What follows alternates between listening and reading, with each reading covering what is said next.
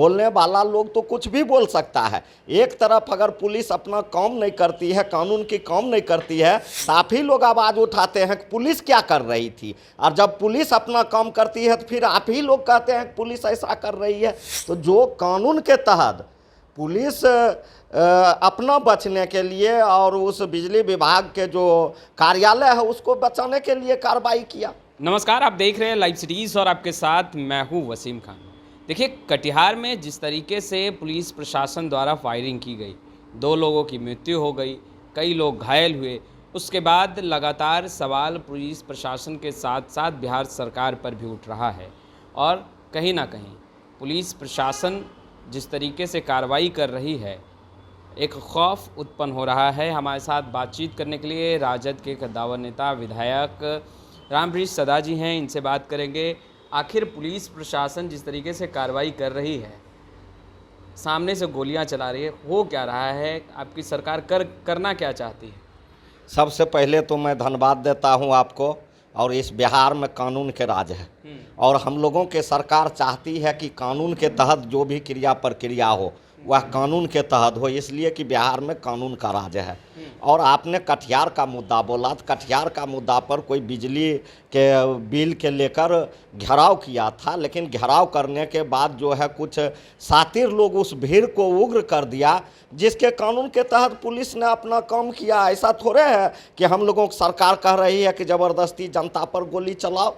बोलने वाला लोग तो कुछ भी बोल सकता है। एक तरफ अगर पुलिस अपना काम नहीं करती है, कानून की काम नहीं करती है, तो आप ही लोग आवाज़ उठाते हैं कि पुलिस क्या कर रही थी। और जब पुलिस अपना काम करती है तो फिर आप ही लोग कहते हैं कि पुलिस ऐसा कर रही है।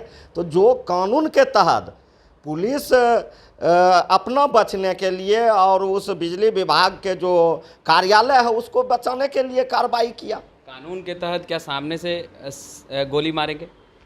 नहीं, सामने से गोली मारने का बात नहीं है। अगर भीड़ उग्र होता है तो उसको रोकने के लिए पुलिस हो सकता है हवाई फायरिंग किया होगा, जिसमें कुछ लोग को लगा होगा। हवाई फायरिंग में कैसे गोली लगेगी सामने? क्यों नहीं लगेगी? जब भीड़ उग्र हो रहा है और फायरिंग होगा तो लगेगा ही। आप किसी को मारने के लिए दौड़िएगा, आप किसी को लूटने के लिए दौड़िएगा, तो प्रशासन का जो काम है वो करेगा कि नहीं करेगा? पर पाँव पे अगर बहुत ज़्यादा स्थिति गंभीर हो चुकी थी, स्थिति बहुत भयावह हो चुकी थी, तो भाई पाँव पे गोली मार सकते हैं आप सामने से सीधा गोली कैसे मार सकते हैं? और 2 लोगों की मृत्यु हुई है। यह बात आपने जो बोला है यह जांच का बात है।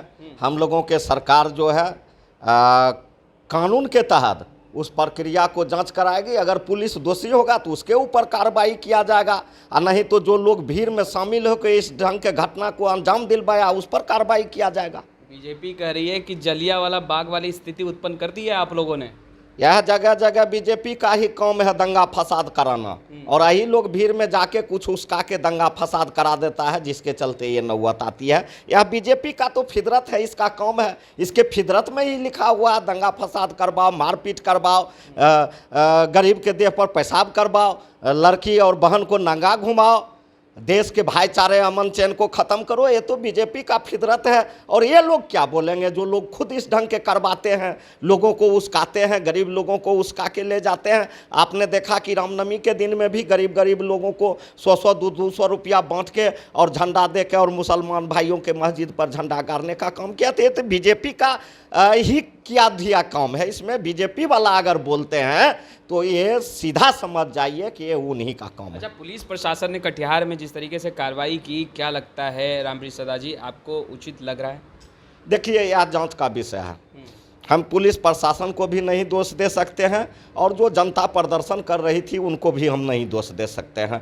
और यह जांच का विषय है और हम लोग भी सरकार के अंग हैं। हम लोग भी सरकार से मांग करते हैं कि जांच हो, चाहे प्रदर्शनकारी दोषी हो तो उस पर कार्रवाई हो, अगर पुलिस दोषी हो तो उस पर कार्रवाई हो। यह जांच का मुद्दा है। जब आप लोग पटना की सड़कों पर होते थे, विपक्ष की हम बातें कर रहे हैं, जब आप विपक्ष में थे, उस वक्त अगर पुलिस लाठियां चलाती थी, कार्रवाई करती थी, तो आप लोग तुरंत प्रेस कॉन्फ्रेंस करते थे, तुरंत कई सवाल खड़े करते थे। तेजस्वी यादव मीडिया के सामने आकर के कई सवाल खड़े करते थे और खूब चिल्लाते थे।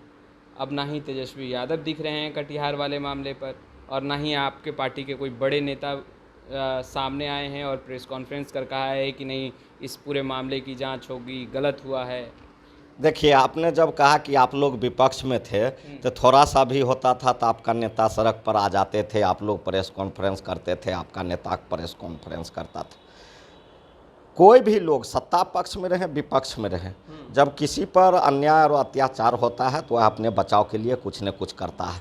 आपने विपक्ष का बात कहा, आपने देखा होगा कि जिस समय हम लोग विपक्ष में थे उस समय विधानसभा में भी लाठी चली थी, जहां संवैधानिक पद है, जहां लोकतंत्र का मर्यादित जगह को वह मर्यादित करने का काम किया, और हम लोगों के विधायक साथी को पिटवाने का काम किया, और उसके बाद महिला जो विधायक हम लोगों के साथी थी उनके साथ भी बदतमीजी से पेश आया।